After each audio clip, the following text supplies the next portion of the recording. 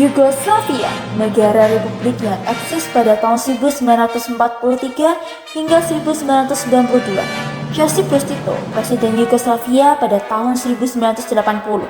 Sosok pemimpin yang mampu membawa Yugoslavia mencapai puncak kejayaan pada tahun 1953 hingga 1980 yang ditandai dengan kestabilan politik, ekonomi, dan sosial. Pada masa pemerintahan Tito, Yugoslavia tumbuh menjadi negara yang kuat tanpa bergantung pada kekuatan blok barat maupun blok timur. Negara multi etnik, multi budaya, dan multi agama. Keadaan dalam negeri berjalan dengan stabil, negaranya harmonis, ekonominya stabil, dan tidak ada pertentangan. Kalaupun ada, Tito akan selalu menjadi yang terdepan untuk menjaga keutuhan Yugoslavia dengan kekuatan militernya. Tingkat keamanan dan kesejahteraan sangat terjaga dengan baik. Saya adalah pemimpin satu negara yang memiliki 2 alfabet, 3 bahasa, 4 agama, 5 suku bangsa, 6 republik, dikelilingi 7 tetangga negara, dan di sebuah negara di mana hidup 8 etnis minoritas. Hidup Tito! Hidup Tito! Hidup Tito!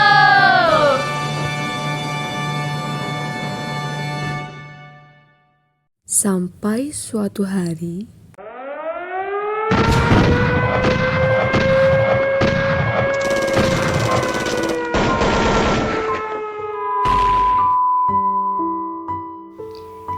semenjak kepergian Tito, Yugoslavia mulai mengalami penurunan. Banyak terjadi peperangan dan perpecahan antar etnis.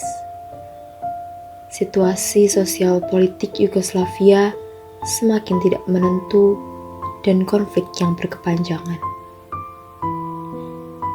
Satu persatu bangsa-bangsa yang membentuk Yugoslavia mengambil ancang-ancang untuk membentuk negara sendiri. Wow, guys, menarik banget gak sih kalau kita bahas tentang cerita tadi? Tapi kenapa Tito bisa meninggal ya? Waktu Tito jadi presiden, Emang gimana sih Yugoslavia bisa meninggal ya? dari suatu negara sih? Hehehe, kalian belum tahu tentang Yugoslavia? Hada-hada, kemana aja sih kalian? Sini aku ceritain. Nih, jadi Yugoslavia itu sebuah negara republik yang pernah eksis di tahun 1943 sampai 1992.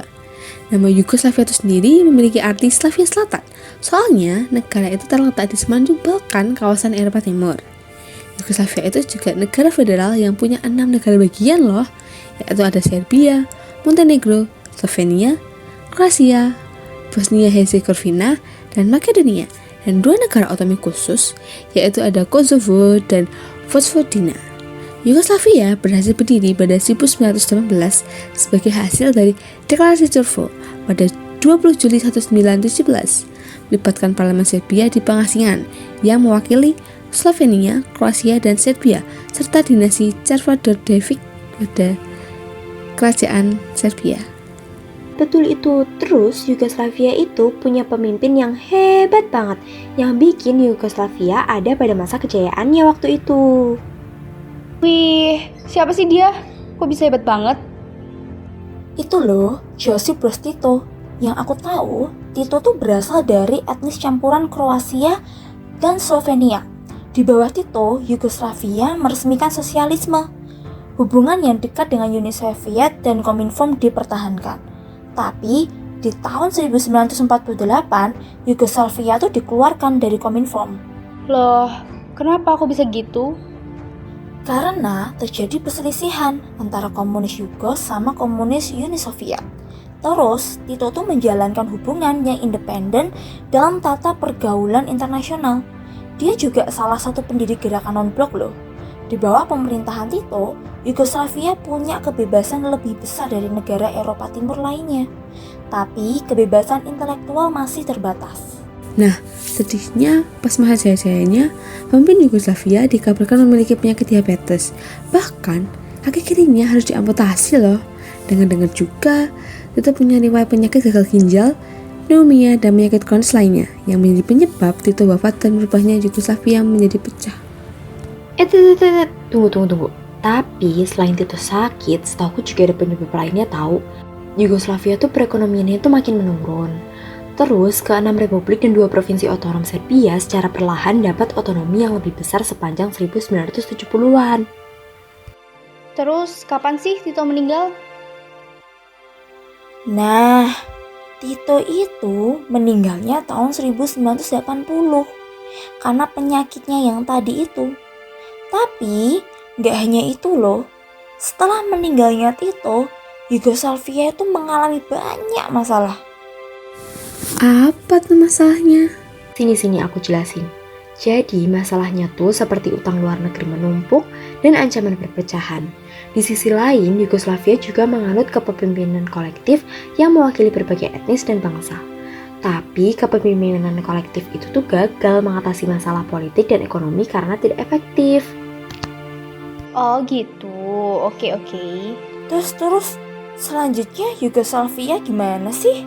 Setelah itu, bangsa-bangsa di Yugoslavia malah pengen merdeka sendiri tahu. Parah banget gak sih itu? Terus toh, ada tokoh namanya Slobodan Milosevic yang menjadi presiden Serbia pada tahun 1989, yang dimana Serbia tuh memerdekakan negaranya sendiri. Nah, dia itu seorang nasionalis Serbia yang pengen Yugoslavia dikendalikan oleh orang-orang etnis Serbia.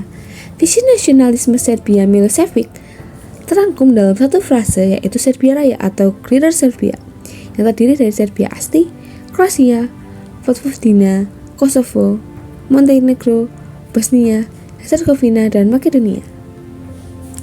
Pertempuran langsung berkobar ketika tentara federal yang sebagian besar dikendalikan oleh Serbia bergerak masuk ke Slovenia.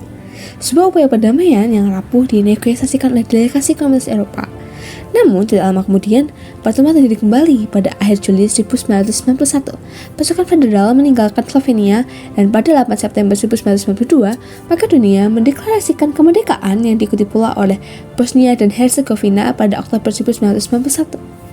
Atas dukungan Serbia itu, warga etnis Serbia di Kroasia melancarkan perang pada tahun 1992 dan mereda saat PBB menegosiasikan gencatan senjata dan mengirim pasukan menjaga perdamaian. Di tahun yang sama pula, Komunitas Eropa mengakui bahwa Kroasia dan Slovenia sebagai negara merdeka. Serbia mengalihkan kekuatan militer ke Bosnia dan Herzegovina yang baru merdeka, buat melindungi warga etnis Serbia dan mengembalikan Bosnia dan Herzegovina ke Serbia.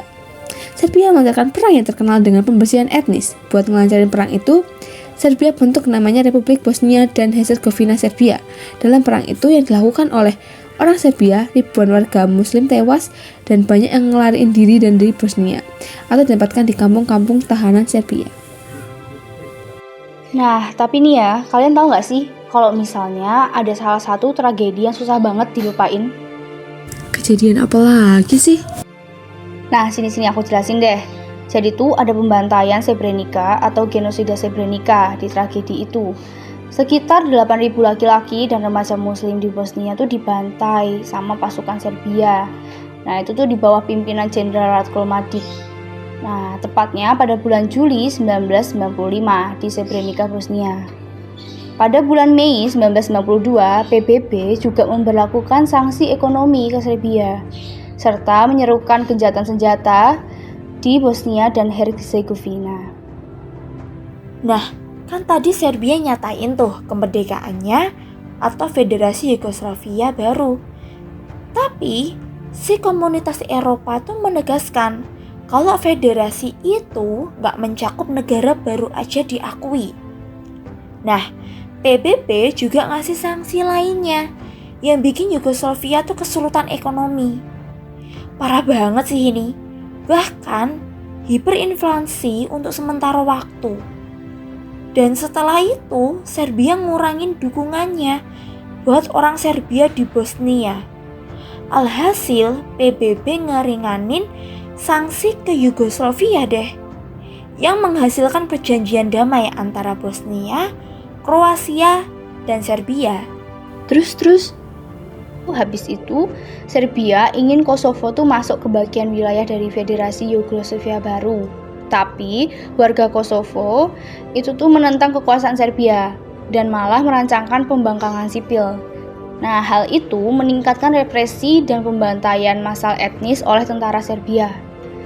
Nah, itu juga mendorong NATO itu melancarkan pengeboman besar-besaran terhadap sasaran militer Serbia. Tapi sementara itu, Montenegro mencari otonomi yang lebih besar dalam federasi dan mulai membuat langkah-langkah konkret menuju tujuannya.